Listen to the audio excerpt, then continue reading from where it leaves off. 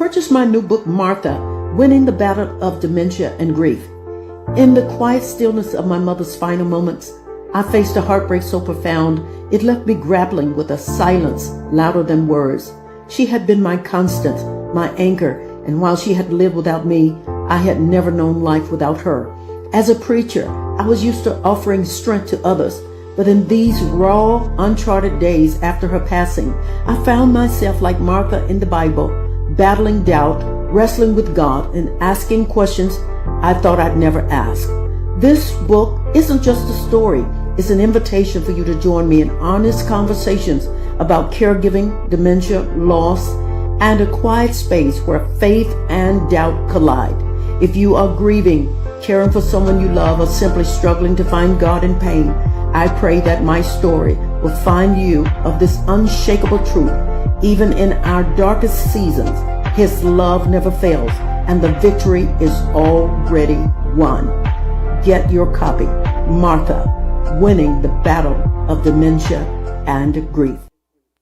Purchase my new... God bless you. God bless you. Blessings to you. This is Dr. Tanda Canion, and welcome to my live review on my new book, recently released, Martha, Winning the Battle of Dementia and Depression. I'm going to ask you to please, ma'ams and sirs, like, share, and tag. Make sure that you host a watch party and make sure you get as many people as you can. Somebody will possibly need this, and you will too, either now or later. We've all had some things we've had to deal with that was in uncharted waters, and certainly this particular book is one that was uncharted. This is a very, very painful, personal book for me. It is certainly not a tell-all situation. It is paying my pain forward, paying my pain forward. As a matter of fact, you can put that in there. I would love for you to tag somebody who's gone through a recent loss in any capacity or dealing with caregiving in any capacity. It doesn't necessarily have to be dementia, but this book is certainly geared to that. I would love for you to purchase not just one copy, but copies for someone else who's dealing with dementia and or grief. Go to my website at tandacanion.org. Again, that's tandacanion.org, or you may call me at 404-228-6969. If you order from my website, of course, I will send you an autographed copy. But again, I'm asking you to please, ma'ams and sirs, like, share, and tag this video. I'm going to go ahead and get started right away. At the end, don't click off. I would love for you to connect with me, and please make sure you follow me on all of my social medias, Dr. Tanda Canion on Facebook and Instagram, as well as X. Make sure you go to my Dr. Tanda Canion 1 and like me on YouTube. But if you would, please put those alerts on. I appreciate it. Well, let me just introduce this book. And again, since I'm a pastor, been preaching for over 43 years, I take whatever pain I've endured to make sure that I help someone else, because that's always what it is about. Thank you all for liking, sharing, and tagging and joining me on this journey. This book is going to bless you in many ways, because I got some things that's going to help you during these processes, whether it's grief or someone who you are caring for is ill. Okay, I named this book Martha because I always look at the scripture to find someone who is relatable. I could not find anyone as close to truth-telling as I did Martha. Martha was a truth teller. Martha was honest and authentic. Although she had walked with Jesus, had seen the miracles that he had done, it did not eradicate the fact that she experienced pain from the loss of her dear brother. It did not eradicate the fact that she was a caregiver. It did not eradicate the fact that she had to sit there and watch her brother go through an illness when she clearly knew that Jesus could heal her. Faith is not the absence of trouble, but faith is believing God in the middle of your troubles. And so Martha was a prominent figure in the Bible. who was a prominent example of faith, devotion, and human emotions. Human emotions are very important, and I want to give you permission to be authentic about how you feel and what is going on in your life without any shame, without any blame, or without feeling that you're not a Christian, because you have true, authentic emotions and feelings that are true and legitimate. And so we find that in Martha. Martha teaches us valuable lessons about grieving. She's teaching a lesson about courage and the promises and the comfort of God, even in the middle of a crisis or trouble, okay? We see here that Martha feels just like you and I. Although she had walked with Jesus, she still felt just like you and I. She perhaps felt confused, maybe discouraged, or even frightened as to what she was going through during that time. And truth be told, there's a Martha in every one of us. We all have those moments of confusion, doubt, and even trouble when we're going through a crisis. And sometimes we even lash out or respond in a way that is totally against who we are and what we're going through. And so it is very important that we understand this, and that we keep these things in mind when we're going through a crisis. When we're going through a crisis, we need to keep this in mind, okay? So I think that's very, very important. Now, I have several chapters in my book. I have several chapters in it, and that I want you to that you just really need to get the book. I'm not going to go through all of it. I'm not going to go through a whole lot of it, because I want you to get the book. Go to my website at tandacanion.org. Again, that's tandacanion.org, or call me at 404-228-6969. If you would, please, ma'am, like, share, and tag this live. Some of my topics: the battle of dementia. I cover No Place Like Home. I cover living loss, depression, the mobility battle, dementia communication battle, self-care for caregivers, caregivers Bible verses, end-of-life care for people with dementia. I cover in my book hospice. I deal with the last 48 hours, which is one of the most painful experiences I've ever had in my entire life.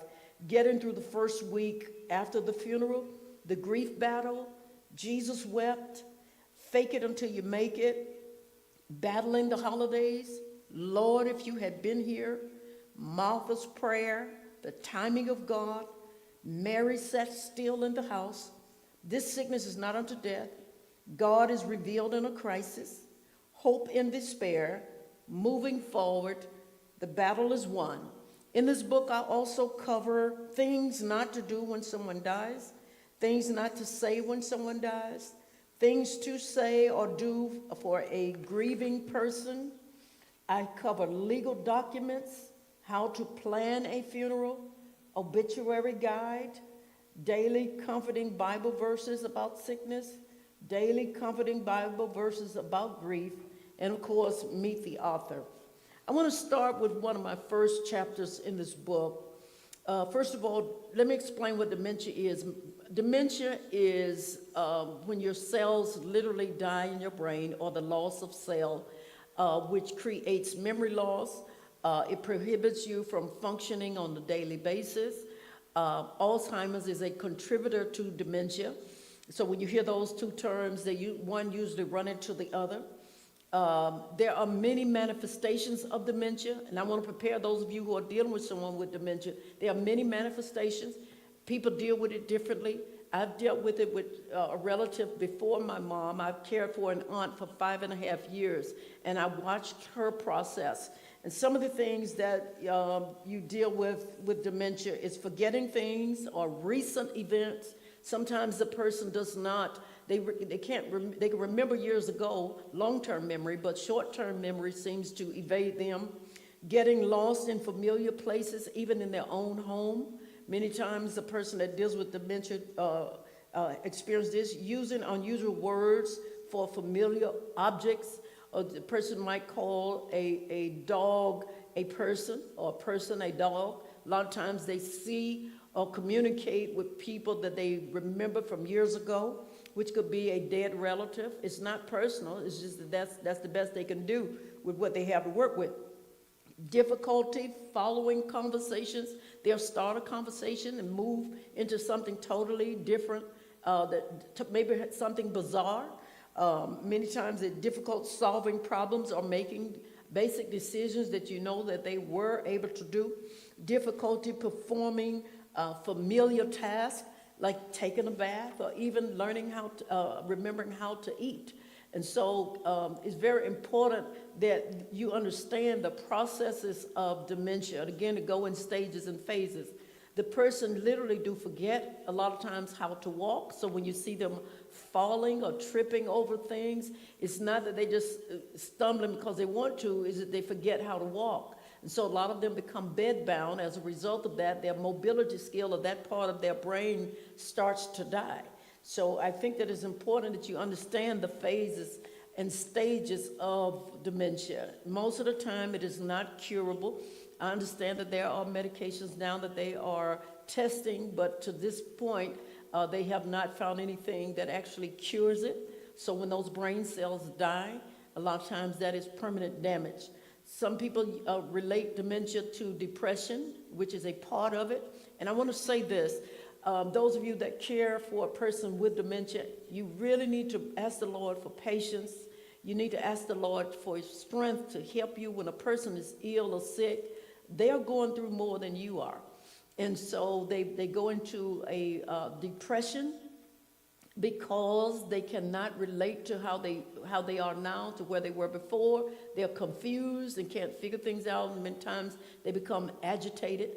A part of dementia that was very profound for me, both my mom and my other relative, is what they call sundowners. Sundowners is when they go in the evening time when the sun go down. I don't know why that is, and I'm not a doctor, I'm not a medical doctor, but I am experienced. So I'm talking to you from experience. I'm not trying to get into the medical aspect of it. I don't even know if the people, they maybe can explain it, but for those of us who care for our relatives, we understand it because we saw it live. So sundowners, they get very agitated, they try to run away, they feel confined a lot of times, they get really confused, hallucinate, and sometimes become very violent. And so this is just a part of that dementia stage. They don't mean to do it, they wish they didn't have to do it, but that is a part of it. So in the evening times, a lot of them you have to medicate them to get them to calm down, to create some kind of sense of normalcy for them because, the brain cells have changed, okay? Let me say this. One of the chapters in my book is called Living Loss. Living Loss. Living loss is when a person, they're not dead, but they've died, if you can understand what I mean.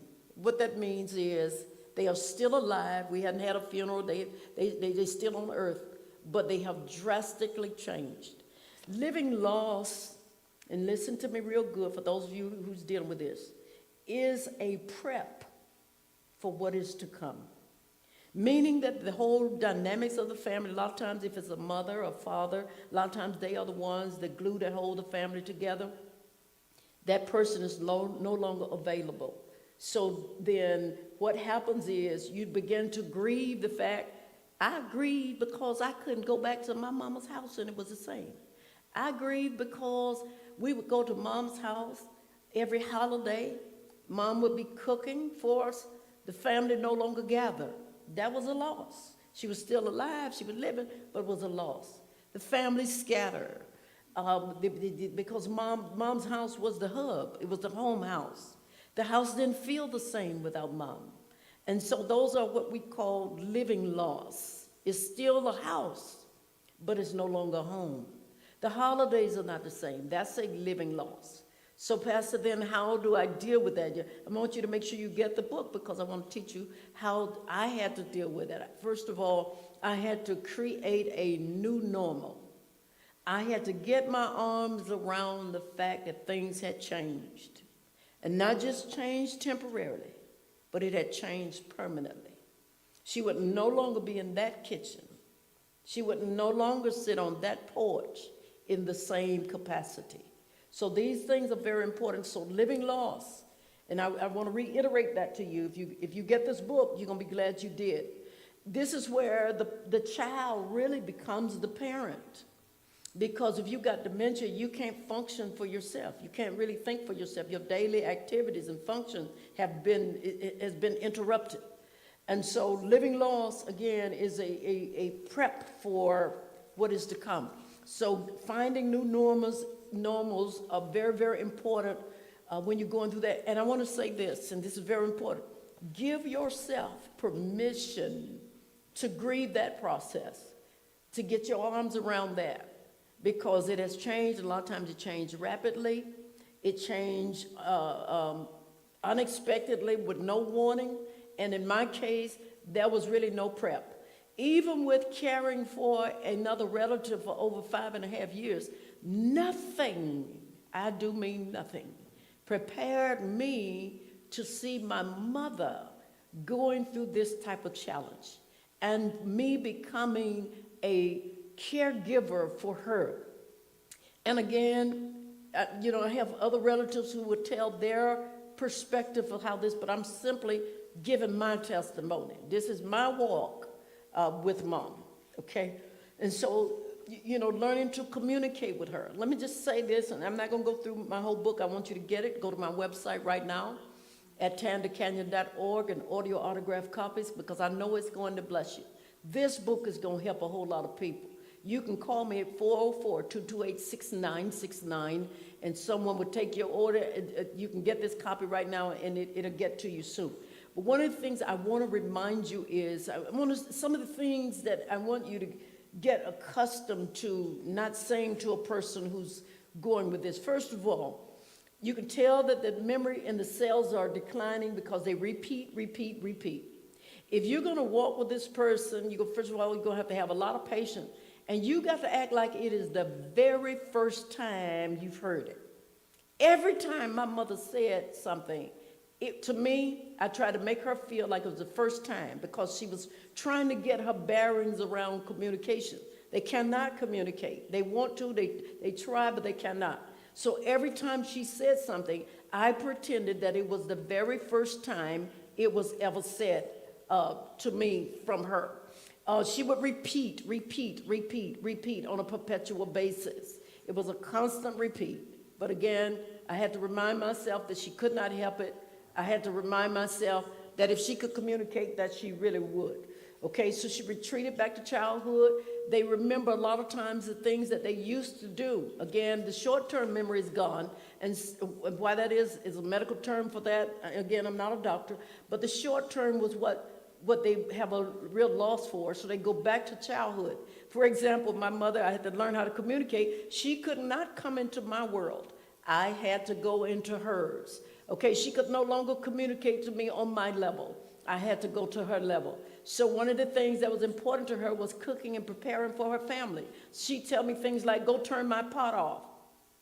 I'd jump up and go turn the pot off. When I tell you I turned that pot off so many times until I thought maybe I wasn't sure if I'd burned up something for real. She had started to get in my own head. But I'd jump up and pretend that I was going to turn a pot off. I'd come back and she said, go turn my beans off. I'd go turn the beans off, because she could relate to cooking. That was her only way to communicate with me. Some of the things you don't want to do and say to them is remember when, or you just said that. They don't know that they just said that. Again, they're retreating back to, they have memory loss, and the brain cells are gone, and they retreat back to being small or back in the day. So they talk a lot about their past. They call a lot of people dead people. My mama called me every dead person that was alive that she could think of. And every time I would answer like it was them, I didn't never tell her, I'm not that person, your sister died years ago. I never told her any of those things. When she would call me somebody, I would just simply answer her, because she knew what she was trying to say, but she couldn't get it out. One of the most painful things I've ever experienced is my mother not knowing my name, not knowing who I am. There were days when she would. There were days I'd walk in the room and she'd light up like a candle. That would just make me so happy, because she would know me that day. So when she had those moments of going in and out, when she would come back, we would just enjoy each other. okay? And we would laugh and talk and all those things, but then there were days when she would simply not know who I am or didn't want to talk to me or be bothered. I didn't take it personal. You can't take it personal. It's not personal. It's just where they are at that time. And so there are days when I would walk in the room and she'd be so glad to see me. She'd say, "Where in the world have you been?" And I'd say, "Mom, I was just here 2 minutes ago. I maybe went to the bathroom, whatever." But to her, I had been gone a long time. And we learned to laugh. And in this journey, as a caregiver and as a person who's caring with someone with dementia, you got to find the funny in it. And when I tell you, they can be super funny. I think my mother done said everything to me, and she didn't mean any harm. She become unglued in many ways. And then there were days when we would just laugh about things that were really silly. And those moments are very precious, and you have to value those moments. Because, again, the dementia has stages and it has phases, and there are no warnings for when the day will change. There are no real tests. Most of the time when they do a dementia test, it is something, ask them to do colors and numbers and all those things. Those doctors don't know enough about dementia. It is just a walk that you have to walk through. It is real no major main explanation for this type of disease. The testings that they do are very basic. It could be a person that really just wasn't smart, and they just label you with dementia. But as a caregiver and as a person who know your loved one, you know when there has been a change. The doctor does not know that. I want to say for those of you who are caregivers for someone with dementia, and I really want to talk to you here on this. Let me say this to you. This is not an easy journey. This is not something anybody in their right mind want to do. This is most of the time something you have to do. This is not something that you embrace freely because it's taxing, it's tiresome, you get sad, you get depressed, all the feelings that they feel, you feel the same way as a caregiver. Don't let nobody fool you. Don't let nobody make you feel guilty about that. Don't be in these fantasies. I don't care if you was a superhero or been a major prophet, evangelist, archbishop, or the bishop of the archbishop. You are a human being. Before I became a pastor, I was her daughter, and it was painful to watch. And the truth be told, when you're a caregiver, you have no idea how long it's going to last. There is no expiration date. Let me also drop this in on you. I got all kinds of heat from people who do not understand my story or my journey. That's in my book. You need to get it. Make sure you go to my website at tandacanion.org. Let me tell you one thing. My mother was no longer able to stay in her home. She had many conditions that I don't care to name. She had medical problems that only top professionals could handle.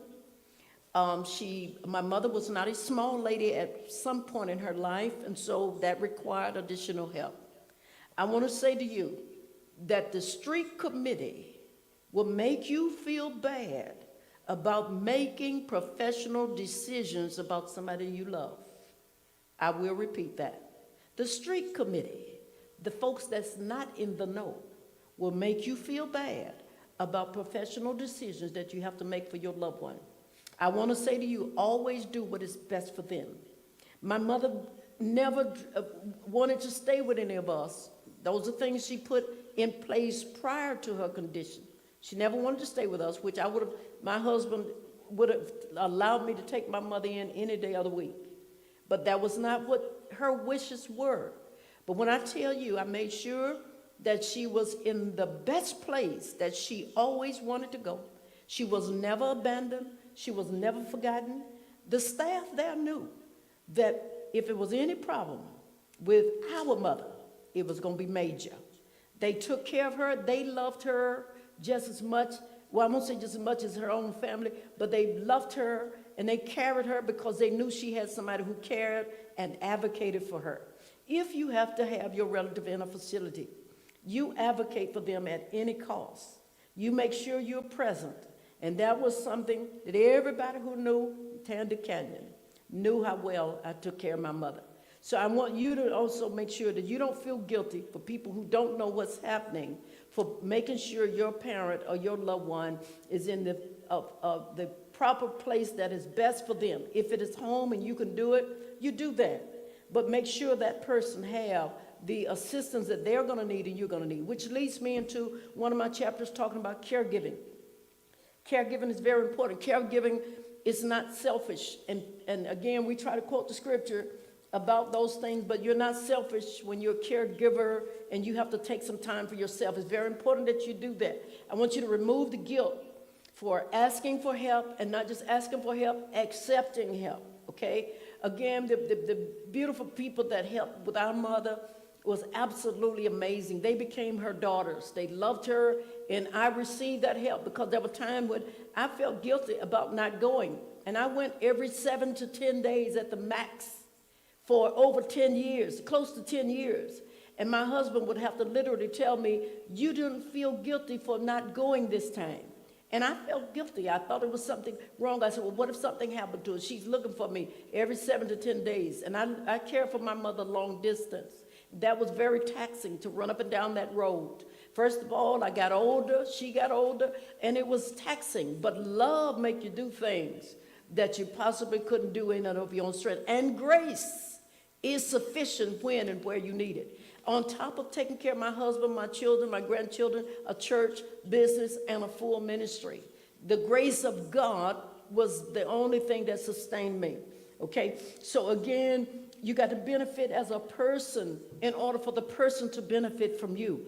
It is very important that you have time for self-care, that you take care of yourself. This is very, very important. Find something you enjoy. Take a break when it is needed because you need those breaths. You need that break. And don't feel guilty about that if you're being good to your loved one. Let me run on through because, again, I'm not going to give you all the book because I want you to get it, because I want you to get it and take notes and write in it. I know it's going to bless you. Please like, share, and tag this live. Somebody really needs this. Let me move on to the grief part. Let me tell you something. I had no idea, as many funerals as I've preached, as many families as I've sat with, I had no idea the depth and the pain of this level of loss from my mom. My mother had lived without me, but I had never lived a life and a moment without her.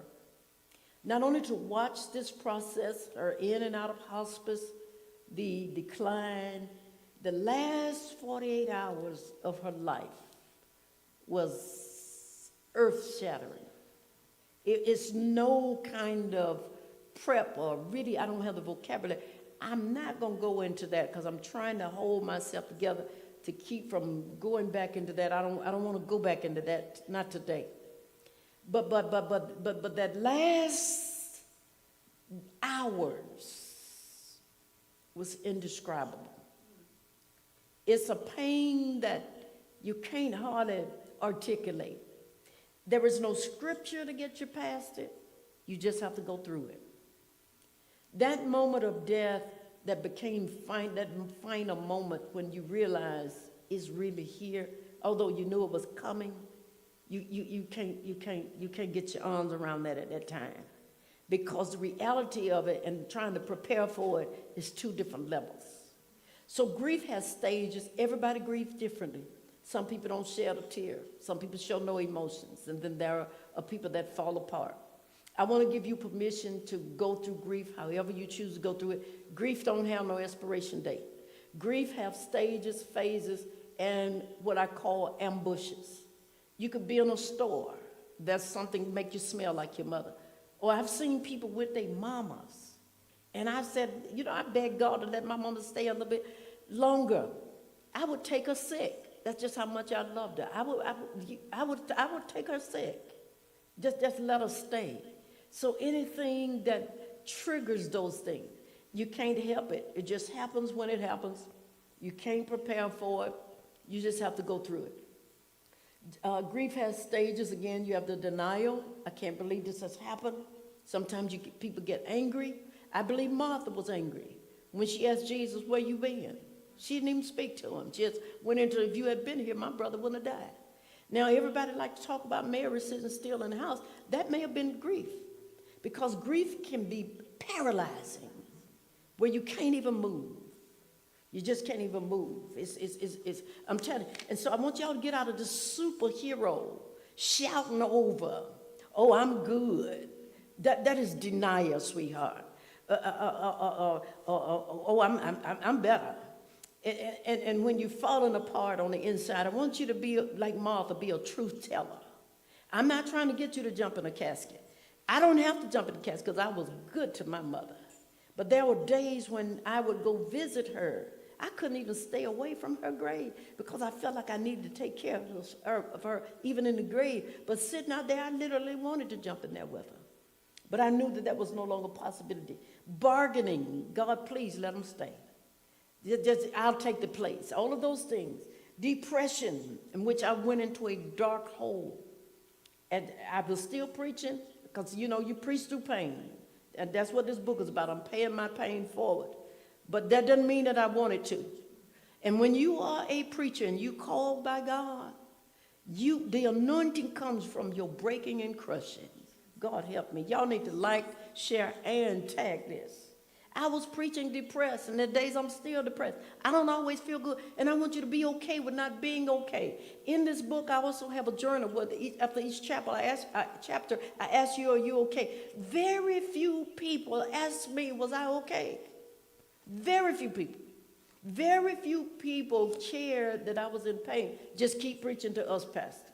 Because they could feel the oil coming out of there. But it cost something to get the oil out of me. And so that depression, some days I didn't want to get up. Some days I didn't want to fix up. Some days I didn't want to. And there were days that I would get something and wear something of my mother. It brought me close to her, made me feel close to her. Depression have many forms. Sometimes you're still functioning, but you're in a daze. All of those things. And again, I got help. And I think it's important for you to get help. That's very important for you. If you need the help, I want you to get the help. Don't just get on the altar line. Because a lot of times we as pastors, we're equipped to get you delivered. We can pray you through. But some things you got to work through. And a therapist who specializes in this can help you get through some of those things, okay? Let me get one or two more of my a review here. I'm going to wrap it up because I want you to get the book. Go to my website right now at tandacanion.org. That's tandacanion.org, or call me at 404-228-6969. Get a copies for your bookstores. Get it for your friend. Funeral homes, y'all need to get it for people who grieve. Y'all need to make sure that they have a copy of my books. Let me say this to you. People don't mean no harm, but they can do a whole lot of damage. In one of my chapters, I talk about things not to say when someone dies. Things not to say when someone dies. One example is I understand what you're going through. Everybody's grief is personal. You don't understand what I'm going through. You don't understand. So I want to tell you some things that you should say to somebody who's grieving. You know, I got a chapter for that. Legal documents. You need to get this book because I got some legal documents that are very important when you're dealing with someone you're caring for or someone that you're having to take control of their lives. Advanced directives, you need that. Whether or not they want to be resuscitated. My mother put all those things in place when she was clothed in her right mind. She was such a smart businesswoman, smarter than I knew. She put all these things in place. Medical power of attorney, okay, or the POA. There are several types of that. I have that in this book as well. Guardianship, sometimes they're court appointed. You need to know how to go about that. Wills, life insurance policies, you would need all of those things to understand what the person is when they transition, what needs to happen, you know, the type of policies that there are. If it needs to be canceled, don't regret doing that either. If you need to go ahead and get a pre-need, because sometimes the insurance is not enough to cover today's funeral, you need to get a range of what today's funeral is. This will really help you, because if it's not enough in the policy, cancel it and get a pre-need started immediately. Okay, wills, you need to have that. A trust, okay, that's revocable, irrevocable trust. The difference is in here. If they're military documents, the plot plans, where bank statements, POD, paid on death, where the person won't have to go through anything. If you got POD on your bank account, they automatically would be able to do that, tax returns, all these things, okay? Also in my book, and this is going to be one of the few final things I'm going to say about it, because I just want you to have this. Again, go to my website at tandacanion.org, tandacanion.org, or call me at 404-228-6969. Make sure you like, share, and tag this. I got in there how to plan a funeral. When you're devastated like that, you don't know how to plan a funeral. You can't even think. So I'm doing it for you. You need to get this book. Again, go to my website at tandacanion.org or 404-228-6969. The budget, how to plan a funeral. I even have an obituary guide. Some of you don't even know how to run a funeral, don't know how to plan a funeral, what to do on that. That ain't, some people don't know what the difference between a military funeral and this, a regular funeral. I have a full obituary as a guide for you to add. You just step into it and add. You ain't got to look at it. You ain't got to go plan and get nobody to do your program. Pastor Canion has already done it for you, but you need to get the book. Daily comfort scriptures for those that are sick and even those of you who have had a loss. I have caregiver scriptures in this book. You really just need to get this. There's just no reason for you not to get it. It's at a reasonable cost. Go to my website right now at tandacanion.org. Call me at 404-228-6969. Again, this is a review, but the details is in the book. Well, I'm going to give you a few moments to ask a few questions. Some of you have already got some questions in. I'm going to see if there's somebody I could see, but I think that our assistant have a few questions. Dr. Canion, you spoke on coping with grief and loss. What strategies or personal practices have helped you navigate the grieving process before and after the passing? Before and after the passing. That's a very, very good, powerful, poignant question. Some of the things that I did as a caregiver to help me to prepare was, I have to tell you, it's not super spooky, deep, none of that. I'm not speaking in that one tongue. Prayer got me through. Prayer got me through, and asking people who knew more than me how to navigate through it. Asking the professionals. I had so many meetings with the professional as to what to expect. So a lot of things that was coming, I already had an idea, but again, you don't know it until it actually get there. So those are things I did to prepare for what was inevitably to come. Now, you also spoke on caregivers. Mm-hmm. Now, what are some effective ways caregivers can manage stress and prevent burnout while ensuring loved ones receive the quality care? Receive the help that God sends. And I want to remind you something. God is not mocked. Whatsoever man soweth, that shall reap. God will see to it that somebody will help you. It might not be the people you want to help you. Because my mom was so good to everybody in the family. She was a caregiver for everybody. When it was her time, God sent people that would just come see just about her. And I learned later, not at the first part of it, because I was glued to mama. Because I'm the baby daughter, and my mom set certain things in motion that I had to follow. So I was there to make sure all that was done. But I had to respect my own care, because I was not going to be good to her if I didn't care for myself. So I had to take some kind of break. And there were days where it was just too painful to watch. I didn't stay as long. I had to find a way to do it. I was also sick for 2.5 years with COVID, as with my mother. I went to take care of my mother in a window. I made sure she was taken care of. But I know I couldn't stay out there in that element, so I had to take care of myself the very best that I could in order to be my best self. I had to find something joyful. She liked music, so I would go in there and play music. And there's times she and I would dance in the bed, or different things like that. I gave her parties and just things that created joy around that situation. Okay. Now, when we speak on dementia, well, let's go back a little bit. Far as, can you provide some resources such as support groups, therapy, or online communities that you would recommend for caregivers that are seeking this emotional support? Okay, great question again. First of all, my book. They need to get my book. My book spells out everything. It's the entire journey.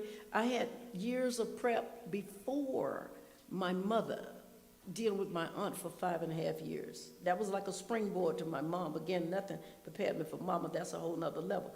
But it was just as painful for me for my aunt. But they need to get my book, Martha. They also need to join a support group. There are many support groups based on the stages of the person. There are online groups that I don't care to recommend any particular one because some of them are kind of bizarre, to be honest with you. I found my own support. I had a team of advisors as doctors and professionals within mom's facility who knew what was getting ready to happen. They kind of talked to me and prepared me for it, helped me through emotional. In my mama's final hours, those professionals was right there with me. So I think that those type of things are important, but find a support group, find a therapist. If you can, if you can afford, if you got insurance on your car and everything, if you got insurance, you utilize that. Or find a pastor or find someone who loves you that you can talk to and receive the help that is necessary. Okay. When we speak on dementia, we know there are different stages.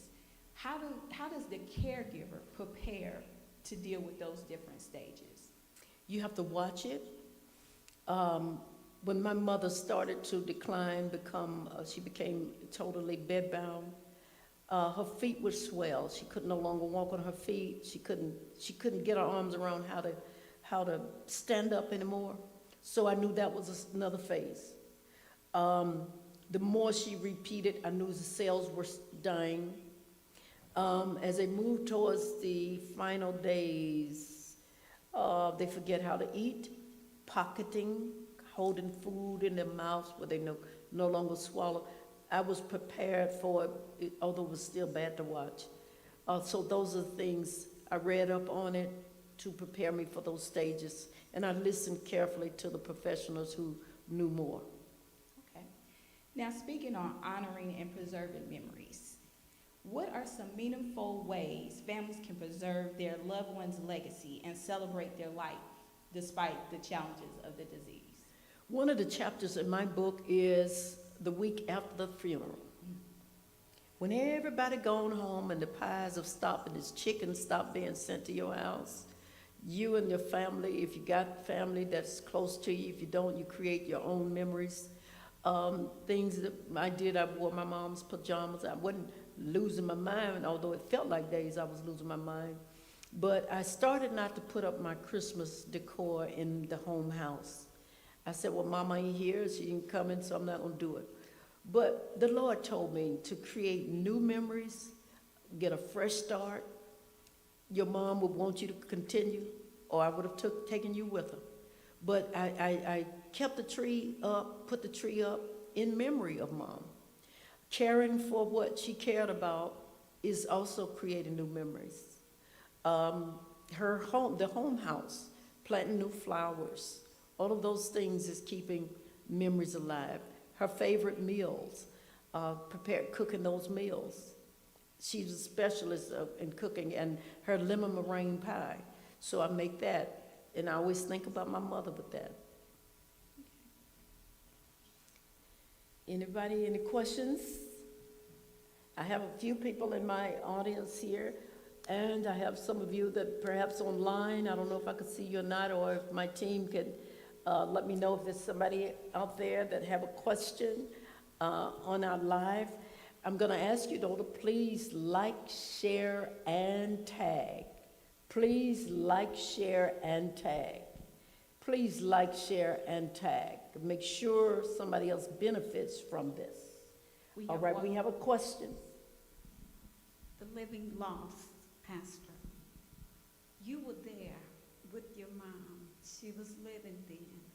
But really, you had lost her because she could not, she didn't know half the time what you were talking to her about. Right. She didn't recognize you. And I can appreciate what you said when you said there were times that she did recognize you. Yes. And I remember the lady that was in her room, Miss Betty. Mm-hmm. Miss Betty, you said in the book that it was a good day for your mom And she was talking to you, and Miss Betty butted in, and she gave her the eye. Right. Like, leave my daughter alone, I'm talking to her. Right. So the living lost, you still had some good memories Yes. when your mother was here. But I know it was extremely hard because the living lost, she's there, but she's not there. Right, right. And I can, this book will help many, many. And then I thought about the battle of the holidays. Yes. I know that's extremely hard because I know how you love holidays, how you like going, taking your mom all those gifts and Yes. stuff. But there's power in what God has given you. Glory to God. There's power in what he has given you. And I say to you on tonight, keep going. Glory to God. My God. Mother, I received that. Thank you so much for speaking into my life. I think by far this has been one of the most painful experiences I have ever had in my entire life, outside of preaching my mother's funeral, because I became her pastor at the end. But I did enjoy those times when we would laugh together. And again, she couldn't come into my world. I would have to go into hers. But there were days when she would be herself, and I would know it because I was close enough to her to know when she was having those moments. And a lot of times they were short-lived, but I'd jump on it real fast, try to savor that time, and then she'd go back into the dementia state. And then, you know, sometimes you flatline, so your emotions is up and down, in and out, and you wish you could have it, but that is what you call living loss. They're alive, but they're not the same person. Yeah. Pastor, first I want to thank you for doing a book like this. I'm like Elder Johnson. It's going to bless a lot of people. But my question is, dealing with the living loss, how would you tell somebody, or what would you be your advice to someone who, you physically see your parent physically dying. You see that it's not going to get better. You see the scars. How would you advise them to prepare for what you know is to come? Let me just say this like this. I often talk about a guy named Pee-wee. And I don't know if you all have ever heard me talk about a guy named Pee-wee and from my hometown. Pee-wee has a substance abuse situation. Y'all please like, share, and tag this. He has a substance abuse situation. And one day I was telling you about when it was time to remodel Mom's home, how the Lord sent him from over the hill. I don't even know if I've shared this. After Mom died, one day I was in her yard, straightening up the yard, and here comes Pee-wee over the hill again. And I learned to stop dismissing people with substance abuse, because God will speak however he needs to speak, and he'll use whoever. And this particular day, he said, I know you miss your mama. And he said, how you doing? And well, I'm a truth teller too. I told him, I said, well, I don't feel good today. I said, I'm having a hard time today, Pee-wee, with mama's death. And he said to me, and this is what I would say to a person who's dealing with living loss. He said this and kept walking like he did the other time. He said, what choice do you have but to accept it? And he kept going. So really, when things change, what choice do you have? There aren't many options. You have to accept what God allows. And accepting is the process. It's very difficult. We speak scripture, we quote the scripture, we do our confession, but it ain't changing. Now what?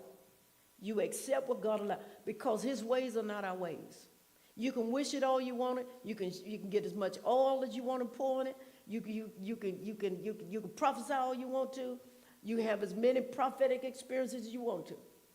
The will of God is going to be the will of God. Now, does he bring sickness and all this? This is a part of the fall. That's a whole different lesson. Accept what God allows. Because ask me what? You have no choice. None. Nobody come to stay. And sickness, a lot of times, is a vehicle. And I'm going to go with this to the next question. Lazarus got sick he was a vehicle for Jesus to show his power. He's always going to use somebody. And unfortunately, a lot of times it's our own people. And a lot of times it's us. So we have no choice but to accept it. Any other questions? All right, well, blessings to you. This is Dr. Tanda Canion. I'm praying for you all. Please like, share, and tag my live. I'm getting ready to hop off here, but I hope this blessing to you. I'm paying my pain forward in this book. You need to get the book because the details is in the book. This is just an overview or a review, as I said it would be. But I think that you should share this.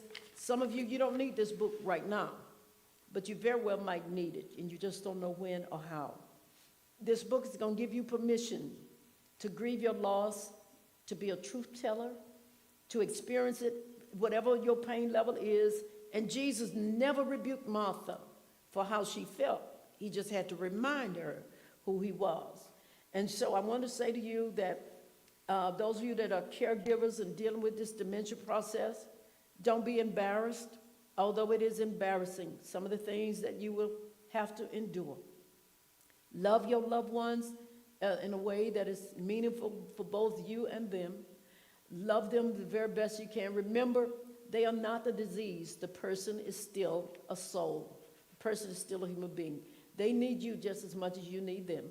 Take regular breaks. Do whatever you have to do without guilt or shame. And whatever you do, ask the Lord to help you. Ask God for his strength and power, because he will do that. Again, I'm going to close with this. I have legal documents you're going to need, both for caregiving, guidance, wills, trusts, planning a funeral, preparing a pre-need.